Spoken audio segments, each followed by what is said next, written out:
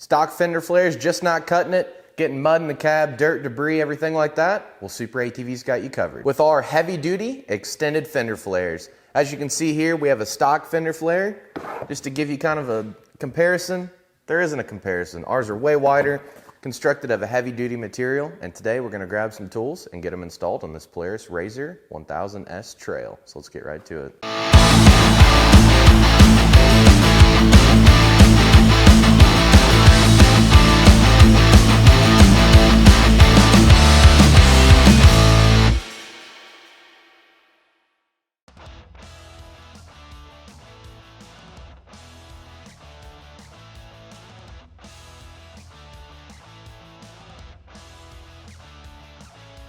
So we're gonna be starting on the rear.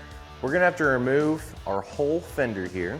And also, if you're running the factory Polaris full doors, I like to go ahead and remove them. Just because of this tab right here, whenever you're trying to get it off, it kind of gets hung up. So I just go ahead and remove the door completely. The first portion of hardware we're gonna remove is gonna be this T40 Torx right here. And we're gonna remove these two screws here to remove our frog skin. And then we're gonna get through here and grab that T40, go ahead and remove it.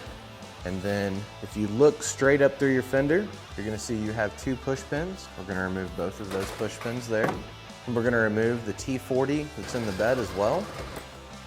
So we'll remove the following 4 screws to remove the door off of the hinge. And then remove the door.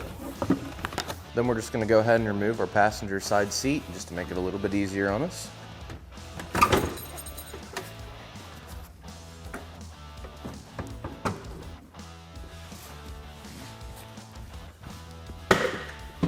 Then we're going to remove the following 2 T40s on the inside. I'm just going to come right here, use a T25,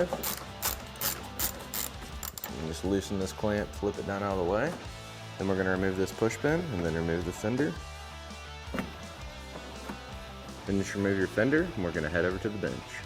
So now that we have our fender removed from our machine, you're going to notice you have a push pin here, here, as well as here. You want to go ahead and remove all 3 of those push pins at this time.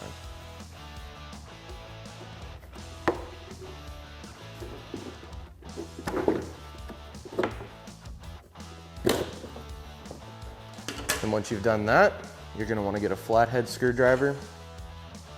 What I like to do is kind of take my flathead, slide it behind the fender flare, and you just got to get this tab popped out. So you just kind of wiggle it in there and kind of pick up until it gets past the actual lip of that clip, and then just do that for the rest of them here as well. Just kind of peel them back a little bit. Get your screwdriver in there. Just kind of work it out.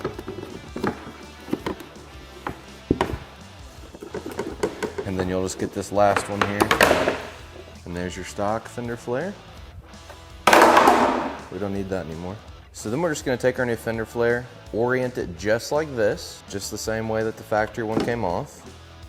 And this part is a little bit tricky just because you're kind of trying to hold the fender flare and the fender and get them all to line up together. You just want to get it all snapped back into the factory clips.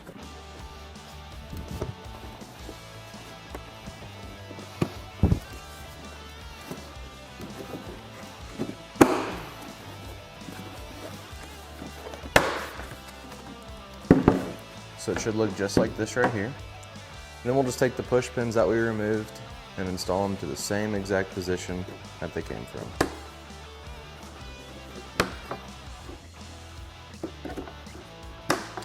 Now we're ready to reinstall our fender as well as our new fender flare. Exactly the same way that it came off. There's one portion back here that you kind of have to watch. There's this little tab right here that sticks out. What you're gonna do is kind of take it and just lip it in, and then you'll kind of feel it, it'll go into place. And then you just slide your fender flare right back to where it was. Now reattach the fender using the factory hardware that you previously removed.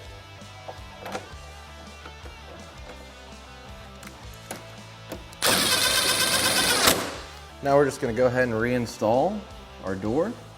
We'll just slide right onto these tracks here. Then what I like to do is like to get one started in the top and one started in the bottom.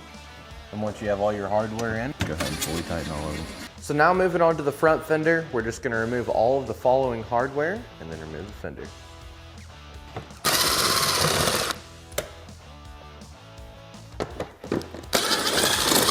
Just go ahead and get this push pin removed.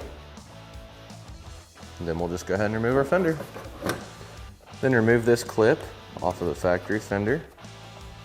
Might have to get a screwdriver, sometimes you can just kind of pick them off. So the clip we removed, we want to go ahead and just install it to the same location, just on the new fender flare. So it'll be just like that. Now we're ready to get our fender flare installed. Now all you're gonna have to do is just reinstall your factory hardware in the same exact location it came out of. Once you have all your hardware fully tightened on this side, you'll sort of repeat all these same steps for the opposite side. And that's how super easy it is to install SuperATV's heavy-duty extended fender flares on this Polaris RZR Trail S 1000.